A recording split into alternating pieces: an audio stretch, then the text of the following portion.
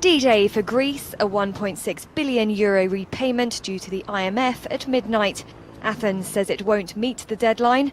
Prime Minister Alexis Tsipras broke off negotiations with lenders at the weekend. It plunged the country into financial chaos, with banks and the stock market remaining shut. CMC Markets' Jasper Lawler. That does officially put them in arrears with the IMF. Not necessarily a default, but arrears, puts them inside the company of the likes of Zimbabwe. And so the next important date really is going to be the referendum on July 5th. The head of the European Commission made a last-minute offer to try to persuade Tsipras to accept the conditions of a bailout deal ahead of the referendum. It's now being viewed as a vote on whether to accept the deal and stay in the euro. Την απάντηση θα τη δώσει ο ελληνικός λαός.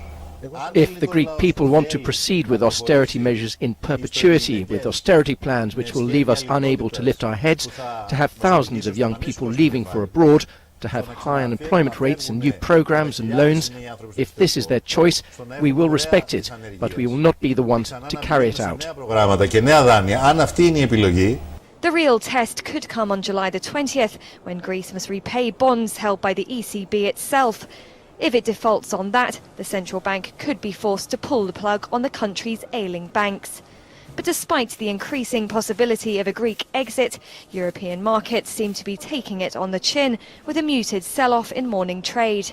One of the interesting areas in terms of market reaction at the moment has been the euro. You would expect, obviously, the euro being the centrepiece of this whole game, that we're talking about the future of the euro.